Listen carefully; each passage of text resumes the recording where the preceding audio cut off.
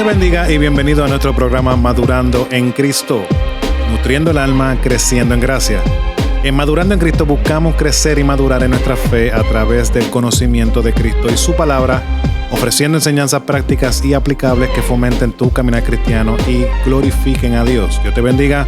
Mi nombre es Carlos Maisonet, pastor de la Iglesia Hispana Bautista Raham en Longwood, Florida, y me acompaña mi amigo, hermano y pastor Edgar Nazario, también de la Iglesia Tabernáculo Metropolitano en Orlando. ¿Cómo estás, Edgar, en el día de hoy? Contento y alegre, así que saludo a todas las personas. Puede ser la mañana, puede ser mediodía, puede ser la noche, porque entendemos que estas grabaciones, aunque sí salen por la radio en ciertos tiempos, pero entendemos que hay personas que nos escuchan en diferentes lugares, diferentes países, diferentes tiempos. Así que gracias por acompañarnos, siempre es un gozo que usted esté con nosotros. Amén. ¿Qué tenemos para hoy? ¿Cuál es el banquete de hoy? Bueno, hoy tenemos el tema. Esta es la pregunta. ¿Podemos confiar en la Biblia? Y para todo el que no sabe, la respuesta es sí. Pero vamos. No. Pero me dañaste el perdón, no, mentira. Vivimos en un mundo donde la Biblia para muchos no es confiable. Hay un escepticismo hacia la precisión histórica de la Biblia. Ha sido un desafío constante para la fe cristiana, especialmente en un mundo que cada vez es más secular. Edgar, pero antes de continuar, ¿cómo podemos definir escepticismo? Fíjate, esa palabra como tal, el escepticismo, yo diría que es una actitud, un enfoque filosófico que cuestiona la posibilidad de certeza en el conocimiento. Es una postura crítica que enfatiza la importancia de someter las afirmaciones, creencias, teorías a un examen y un escrutinio riguroso antes de aceptarlas como verdades o válidas. Es esta idea de uno probar algo. La duda. Correcto. Ok. De decir, por ejemplo, bueno, puede ser cierto, pero yo no sé. Entonces, pues, la persona tiene que lidiar con esas tensiones para ver si es verdad o no. Muy bien. Entonces, ahora, ya entendiendo el concepto, este escepticismo alimentado por malentendidos y desinformación en muchas ocasiones, y también el rechazo a la autoridad bíblica, ha hecho que muchos cristianos cuestionen la validez y la precisión de la Biblia como un documento histórico. En este podcast, en este programa, estaremos abordando este tema de manera integral, dividiendo nuestro análisis en 3 puntos claves: la integridad textual, la exactitud arqueológica y la coherencia interna de la Biblia. Ahora, ¿cómo veremos este tema en el día de hoy? En primer lugar, ¿ha cambiado la Biblia a lo largo del tiempo? En segundo lugar, ¿hay evidencia que respalde los relatos bíblicos? En tercer lugar, ¿es la Biblia un libro fragmentado o unificado? En un mundo que cada vez es más secular, el escepticismo hacia la veracidad de las Escrituras se ha convertido en un desafío constante para la fe cristiana. Este escepticismo alimentado por malentendidos, por desinformación y rechazo de la autoridad bíblica ha llevado a muchos cristianos a dudar de la validez de la Biblia. Ahora, Edgar, ¿podemos confiar en la Biblia? Yo creo que es una tremenda pregunta. Y una de las formas que cuando estábamos pensando cómo presentar este programa, este tema, en este caso no hicimos puntos afirmando una verdad, sino que en este caso hicimos preguntas para entonces ayudarnos a desarrollar o apuntar una verdad. Entonces la primera pregunta para poder ver si podemos confiar en la Biblia es ver si es cierto, ¿verdad? ¿Ha cambiado la Biblia a lo largo del tiempo? Esta es una pregunta que es muy importante porque, número uno, cuando yo voy a las universidades, por ejemplo, aquí cerquita donde yo vivo está la Universidad del Centro de la Florida, yo he hablado con muchos estudiantes, maestros, profesores, y cuando hablamos de la Biblia, este tema surge. La idea de que la Biblia ha cambiado, las cosas, pues el hombre ha dañado la Biblia, etcétera, etcétera, etcétera. Y la influencia humana está ahí, se ha pasado y ha pasado por manos, pues se ha dañado, ya esto no funciona. Entonces, uno de los argumentos más comunes contra la Biblia es la idea de que el texto ha cambiado con el tiempo. Entonces, por lo que no podemos confiar en su precisión histórica. Y sin embargo, la Biblia ha demostrado una notable integridad textual a lo largo de los siglos. Y eso es muy importante entender. Por ejemplo, cuando vemos de una perspectiva bíblica, que yo creo que importa lo que dice la palabra de Dios para afirmar lo que es la palabra de Dios, el apóstol Pablo escribe en 2 de Pedro 1:21 y dice, porque nunca la profecía fue traída por voluntad humana, sino que los santos hombres de Dios hablaron siendo inspirados por el Espíritu Santo. Entonces Pedro está diciendo que esta profecía, esta revelación, está hablando de las Escrituras, no viene como resultado humano. Entonces está diciendo lo que ustedes tienen hoy en día en su mano, esa Biblia, no es el resultado del producto de una interpretación humana. Por ejemplo, en este versículo en 2 de Pedro 1:21, lo que nos está diciendo es que los escritos bíblicos tienen una fuente divina. Y hay que comenzar por ahí. Lo que implica una transmisión fiel y cuidadosa de la palabra de Dios a lo largo de todo el tiempo. La fuente divina todo el tiempo ha sido Dios, es Dios a través de hombres santos, que eso es lo que dice el texto. Dice, sino que los santos hombres de Dios hablaron siendo inspirados por el Espíritu Santo. Y es interesante porque cuando nosotros entendemos y vemos esta palabrita como tal que surge aquí en 2 de Pedro 1:21, la palabra inspirados en este texto significa llevados o guiados por el Espíritu Santo. Una cosa es que yo te voy a dar una ilustración cortita que me viene a la mente. Si yo digo, Carlos, escríbeme esta carta. Vamos, obviamente te la voy a dictar. Te la voy a dictar, gracias. Entonces tú vas a escribir en la computadora, pero la pregunta es, ¿quién la escribió? Bueno, Carlos la escribió. ¿Quién es el autor? Bueno, el autor soy yo. Y esa es la misma forma que nosotros vemos cuando dice aquí inspirados. Es una palabra que es enviada por Dios, escrita por hombre, por influencia total del Espíritu Santo. Entonces, esto subraya la creencia cristiana de que los autores bíblicos no escribieron por su propia cuenta, sino bajo la guía de Dios, asegurando así la integridad de los textos desde el principio. Y yo creo que eso es muy importante entender cuando estamos contestando esta pregunta, ¿ha cambiado la Biblia a lo largo del tiempo? Porque es una acusación que siempre va a seguir dando vuelta por ahí. O sea, es la teología del loro. Alguien repite lo que alguien más ha dicho, pero en realidad nunca lo ha estudiado. Nunca lo ha estudiado y ese es el problema. Un profesor escéptico, escuchas un ateo supuestamente inteligente y tú repites lo que ese hombre o mujer dice, pero tú no sabes, tú no lo has estudiado y eso es peligroso. Entonces, vamos a ilustrar esto como siempre hacemos. Imaginemos una cadena de transmisión de un mensaje sumamente importante. Entonces, como el teléfono roto. En una situación normal, el mensaje a menudo se distorsiona de la primera persona a la última. Sin embargo, en la Biblia no ha sido así. La Biblia ha resistido la prueba del tiempo y la transmisión de la historia, manteniéndose notablemente intacta. Esto es comparable a tener una cadena de comunicación perfecta, donde cada persona transmite el mensaje correctamente y es debido a la supervisión directa del autor original. Y aquí podemos caer en la realidad de que Dios sigue siendo soberano sobre lo que el mensaje del evangelio iba a ser transmitido a todas las naciones, y él soberanamente, a pesar de todos los obstáculos que encontraron, esta persecución que se levantaba en la iglesia del primer siglo, Dios ha sido fiel. Tanto así que cuando ponemos a estudiar los manuscritos originales podemos encontrar que no hay diferencia en el sentido del mensaje que se trató de transmitir. Sí puede haber errores ortográficos, porque estas cosas se escribieron en un momento a la prisa. Imagínate, hermano, se desató una persecución. Vamos para allá. Lleva la carta de aquí a allá. Entonces, pero todo lo que tenemos de esos manuscritos que se han encontrado a través de la historia son... el mensaje no ha sido afectado, no ha encontrado nada diferente. Y eso es algo que nos debe de notar que Dios es soberano sobre él. Hago un comentario antes de ir al segundo punto.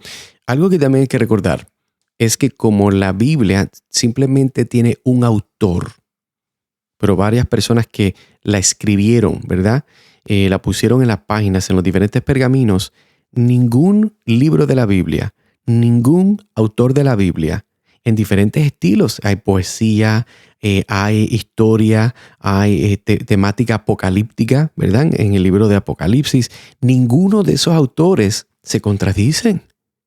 Hermano, ¿cuánto usted ha conocido gente que no se contradice? Imposible, y más dentro de los hispanos. Hasta nosotros mismos nos contradecimos de lo que decimos hoy y mañana. Exactamente, pero como es inspirada, dictada limitada, la fuente divina es Dios. Aunque hay diferentes autores, la palabra de Dios nunca se contradice. Nunca tiene aspectos que van a negar la eficacia del mensaje que está llevando. Amén. Bueno, ya hemos visto, ¿verdad? La realidad de que Dios es soberano, de que el mensaje no ha sido trastocado. ¿Qué otras preguntas serían útiles para crecer en nuestra confianza en la Biblia? Otra pregunta que creo que nos puede ayudar en contestando esta pregunta de ¿podemos confiar en la Biblia? Sería, ¿hay evidencia que respalde los relatos bíblicos? Porque hay personas que dicen, no, que eso se lo inventaron, eso no es verdad, eso son falacias históricas. Eso son acusaciones que hacen en contra de la palabra de Dios. Y otro argumento, Carlos, común, es que la Biblia no puede ser históricamente precisa debido a la falta de evidencia arqueológica que respalde sus relatos. Eso se ha visto muchas veces. Sin embargo, la arqueología ha ofrecido una y otra vez evidencia que confirma la precisión de la Biblia. En otras palabras, los descubrimientos arqueológicos afirman la veracidad de lo que la Biblia dice en diferentes momentos y tiempos. Es más, si fuéramos a ser honestos, hay muchos arqueólogos que usan la Biblia como el texto primario para comenzar a buscar y validar ciertos aspectos históricos. Eso es una realidad.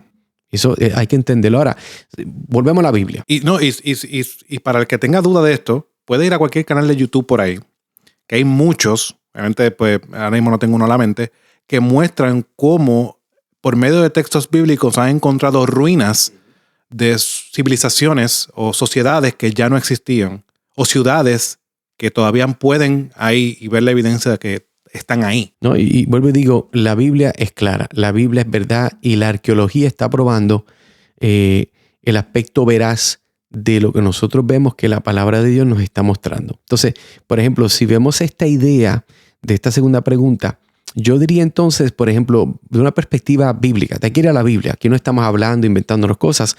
El evangelista Lucas, al escribir sobre la crucifixión de Jesús, menciona lo siguiente en Lucas capítulo 23, versículo 33. Lucas 23, 33. Y dice, y cuando llegaron al lugar llamado de la calavera, le crucificaron allí, y los malhechores, uno a la derecha y el otro a la izquierda. Entonces, este relato ha sido corroborado por hallazgos arqueológicos, Carlos, que han identificado la ubicación probable de la crucifixión de Cristo. Entonces, lo que no nos está dando las coordenadas del GPS, pero nos está diciendo que este fue un lugar, así se llamó, y históricamente podemos verificar dónde está ese lugar con el tiempo. Entendemos que es algo importante. Y viendo este texto de cerca, Carlos, este lugar llamado de la calavera ha sido identificado históricamente como el monte Gólgota, ¿sí? Y fuera de las murallas de Jerusalén. Entonces las excavaciones que se han hecho arqueológicas han confirmado la existencia de esta área y su importancia histórica. ¿Qué nos dice eso? Bueno, sustenta la veracidad de los relatos evangélicos. Entonces lo que Pablo está diciendo no es un invento. Él no está que se metió una medicina y está hablando lo que era. O sea, y hay que entender que la palabra de Dios es específica y clara. Amén, amén. Y una realidad, sí podemos ver también el hecho de que hay alusión en la Escritura a personajes gobernantes romanos que existieron. ¿Sabe? Hay tanta evidencia que la misma Biblia nos muestra que no podemos pasar por alto. Sería una locura decir, bueno, vamos a obviar este documento totalmente porque por cualquier alusión externa que podamos integrar a nuestra mente para decir que la Biblia no es lo que la Biblia dice. No, y se pueden hacer, usted puede ir en Google y buscar. Han aparecido artefactos en el Mar Rojo de estas diferentes carretas, ¿se acuerda? Uh-huh. De Faraón. Todos los carros que fueron en contra de... Evidenciando el hecho de eso Éxodo. Existió. Claro. ¿Qué usted va a encontrar carros de soldados al fondo del Mar Rojo? ¿Y por qué?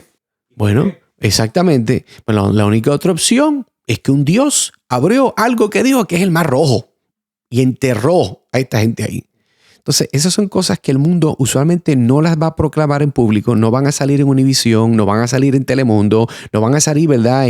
¿Tú me entiendes? No va a ser, ¿por qué? Porque es que no les conviene dar claridad del poder, de la divinidad, de la inspiración de la palabra de Dios. Para ilustrar esto que hemos estado hablando, es como encontrar una antigua fotografía familiar en un ático polvoriento. Imagínate, tú llegaste, subiste nosotros en nuestras casas, que ese ático... Sí, que te da hasta estornudo porque Sí. está tan polvoriento que te da un ataque de asma. Te da un ataque de asma. Encuentras, soplas así y sale todo ese polvo. Al principio puede parecer imposible conectar la imagen con la familia actual, pero al investigar más, la relación se vuelve más clara y de manera similar, la arqueología ha destapado evidencias que conectan estos relatos bíblicos con la historia, confirmando así exactitud de la escritura, cómo la Biblia es exacta en cuanto a lo que proyecta. Y es así porque es el Dios soberano que tiene control sobre su revelación, mostrando la verdad de cómo Él trata con su pueblo a través de la historia. No, y hay que entender que cuando nosotros recordamos lo que es la Biblia es la transmisión especial de la información que Dios quería que nosotros tuviésemos, la cual nos apunta a lo que es la obra de Cristo. Entonces, por cuanto la obra de Cristo es real, por cuanto la obra de Cristo es eficaz, la Biblia en diferentes formas, aunque la Biblia no es un libro arqueológico, pero las evidencias históricas de lo que la Biblia narra en sus descripciones narrativas son ciertas. Y eso hay que recordarlo también. Amén. Entonces, yendo ya continuando con el tema, y hemos estado contestando la pregunta, ¿podemos confiar en la Biblia? Entonces, ya hemos visto que la Biblia es confiable por la realidad de que no ha cambiado. La Biblia no ha cambiado. Entonces, en segundo lugar, vimos que hay evidencia bíblica interna que respalda los relatos bíblicos y también respalda la historia, como hemos destacado, que presenta personajes gobernantes célebres de la Roma y gobernantes que sí estuvieron en el área de Judea, como en el caso de Poncio Pilato. Ahora, en tercer lugar, ¿cómo podemos ver la Biblia, Edgar? ¿La Biblia es un libro que está unido o es un libro que se ha fragmentado a través del tiempo? Yo creo que esa pregunta nos puede llevar, estamos contestando preguntas, ¿verdad? Para ayudarnos a buscar la información. Y para contestar esa pregunta, yo diría, o haría esta pregunta: ¿es la Biblia un libro fragmentado o unificado? Si la Biblia es fragmentada, pues entonces entendemos que Dios no es Dios. ¿Cómo es que Dios perfectamente se revela a través de un libro que es fragmentado? Si Dios fuera perfectamente a manifestarse o a dar información de quién Él no es bipolar, Él no es esquizofrénico. Entonces, Edgar, ¿cómo podemos definir para las personas que escuchan qué queremos decir cuando hablamos de un libro fragmentado? Bueno, yo diría, aún por ejemplo, respondiendo a la pregunta, si la Biblia es un libro fragmentado o unificado, contestaría primero esto y defino. Pues, finalmente, la Biblia entonces vemos que está enfrentando críticas por su supuesta falta de coherencia interna. ¿Okay? Sin embargo, un examen más detenido revela una narrativa sólida y coherente que recorre toda la Biblia desde el Antiguo Testamento hasta el Nuevo Testamento. Entonces, si vamos a decir que es fragmentado, estamos hablando de que no es coherente. Estamos hablando de que no es una historia sólida, interrumpida. Esto no tiene que ver con esto no tiene que ver con lo otro. O sea, que el principio no tiene que ver con final, el Antiguo Testamento no tiene que ver con el Nuevo. Todo esto, eso es lo que estamos hablando de fragmentado. Te doy una ilustración más sencilla detrás de un verso bíblico para hablar de esto más. Eso es como que tuvieras la película, tú te acuerdas de, por ejemplo, la primera película de Batman, ¿ok? Entonces Batman, tú ves la película y tiene una coherencia. Comienza a ver a Batman, entonces pelea al Guasón o quien sea. Entonces hay una historia, un arco donde nos muestra una conexión. Si la Biblia no fuera dependible, si la Biblia no fuera dada por Dios, pues entonces no tuviera un arco de conexión de todas las historias. Desde Génesis hasta Apocalipsis, la Biblia tiene un mensaje claro que conecta todo eso para mostrar la eficiencia del Redentor, que es el Hijo de Dios enviado por el Padre para salvar al mundo. Y todas las historias, aunque parezcan no estar conectadas, todas están conectadas. Por eso la Biblia es el único libro que más se cita a sí mismo. Eso es imposible si no están de acuerdo. Pero como solamente es un autor, podemos entonces ver que hay una coherencia interna, de que hay un narrativo sólido. y recorre desde Génesis hasta Apocalipsis. Entonces ahora, la escritura, volvemos a la Biblia, porque creo que contestar, ¿es la Biblia un libro fragmentado, unificado? Bueno, el apóstol Pablo nos dice en Romanos 15:4, porque las cosas que se escribieron antes para nuestra enseñanza se recibieron, a fin de que por la paciencia y la consolación de las escrituras tengamos esperanza. Romanos 15:4. Entonces, este texto, este escrito inspirado por el Señor en la mano del apóstol Pablo, muestra que la Biblia en su totalidad tiene un propósito unificado. ¿Cuál es? Instruir, consolar y ofrecer esperanza. Entonces, si usted va a la Biblia a buscar otra cosa que no sea ver esa unidad, esa instrucción, ver a la persona que en su pecado necesita consuelo a través del evangelio. Si usted usted no puede tener esperanza si no tiene evangelio. Esta parte mucha gente no la entiende. Entonces ahora, para ver este verso un poquito más de cerca, que siempre pues queremos dar estos datos para que le ayude, no meramente estoy sacando un verso fuera de contexto para dar un pretexto. Esta frase en este verso de Romanos 15:4, para nuestra esperanza, Carlos, enfatiza que los relatos y las leyes del Antiguo Testamento no son independientes ni desconectados del Nuevo Testamento. Al contrario, yo diría, están allí para guiarnos en nuestro camino de la fe. La Biblia, es importante recordar, amigo hermano, es un relato unificado desde la promesa de la redención en el Génesis hasta su cumplimiento en Cristo y las enseñanzas sobre la vida en la iglesia. Amén. Esto es como leer una novela bien escrita. Aunque al principio puede parecer que los capítulos están desconectados, te enseña la historia de este personaje, la historia del otro personaje. Entonces tú dices, pero ¿qué esto tiene que ver con lo otro?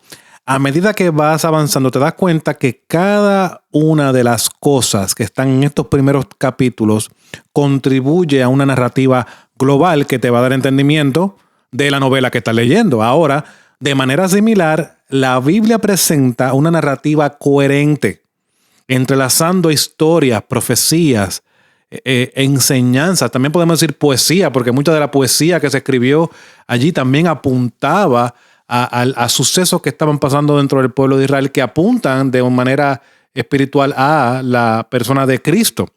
Pero todas estas enseñanzas, historias, poesías se entrelazan de manera que todo contribuye y confluye a un mensaje unificado. Entonces, por lo tanto, hermano que me escucha, la Biblia no va a contestar lo que tú quieres que te conteste. La Biblia va a contestar para lo cual Dios diseñó que contestara, y es los tratos de Dios con su pueblo, que Él ha escogido desde antes de la fundación del mundo y que va a redimir por medio de la segunda persona de la Trinidad, que es nuestro Señor Jesucristo, para su gloria. Y es en esa idea, Carlos, que la Biblia, a pesar del escepticismo histórico, ha demostrado ser un documento digno de confianza. Su integridad textual, corroborada por el registro arqueológico, y su coherencia interna refutan las suposiciones escépticas. O sea, lo refuta claramente, y nosotros como cristianos podemos estar seguros de la precisión de la Biblia, no solo por su base histórica sólida, porque la tiene, sino por su propósito unificado de guiarnos, consolarnos y ofrecernos esperanza en nuestro caminar diario en la vida que el Señor nos ha dado en este camino de la fe. Y yo creo que es muy importante que recordemos esto. Así que cuando usted escuche esta pregunta que a veces pasa en diferentes lugares, ¿podemos confiar en la Biblia? Sepa que sí, por las diferentes razones que hemos dado, y creo que es importante que nosotros compartamos esta información con nuestros hijos, nuestros amigos, nuestros vecinos. ¿Por qué? Porque todo el mundo va a encontrar esta pregunta y depende de la respuesta que Dios facilite, ¿verdad? Que esa persona puede estar dispuesta a escuchar el Evangelio, porque el Evangelio viene de la Biblia. Si la Biblia no es confiable, el Evangelio no es confiable. Pero por cuanto la palabra de Dios es confiable, el Evangelio es confiable, y creo que es importante. Y al mismo tiempo quisiera tomar esta oportunidad, Carlos, para poder invitar y a decirle a nuestros hermanos y amigos que pueden considerar ellos visitarnos en la web. Nosotros hemos puesto una página que es madurandoencristo.org, madurandoencristo.org, y la idea de esta página es de poder no solamente tener todo obviamente los programas que tenemos y que usted pueda escucharlo, pero al mismo tiempo nosotros queremos aprovechar para que pueda entonces, hemos escrito artículos, la versión de estos programas lo hemos convertido en artículos para que entonces las personas puedan aprovechar y tengan entonces la oportunidad de poder leerlo. Hay personas que tal vez tienen tiempo para escuchar el podcast, el programa en la radio, para personas que tal vez su forma de aprender es leer. Mira, yo tengo hermanos que se me acercan de esta manera. Dame tu sermón, pastor, para marcarlo, como que me gusta marcarlo. Pues ahí tiene la facilidad. Así que si usted es de las personas que le gusta leer, quiere ver los textos más cerca que estamos citando, le invito, pase madurandoencristo.org, donde va a tener acceso no solamente a todos los programas, los episodios grabados, pero también tiene acceso a los artículos, que es una forma más condensada de lo que hemos estado hablando. Así que nuestro deseo, hermano, hermana, es de que tú puedas ser bendecido. Recuerda, Madurando en Cristo, como quien dice el eslogan, el punto es nutriendo el alma, creciendo en gracia, y nuestro deseo es que el Señor siga creciéndote en la gracia de su palabra, basada y comenzando con el Evangelio. Carlos, gracias por estar con nosotros. Siempre es un placer, mi hermano. Seguimos hasta la próxima. Amén. Dios les bendiga.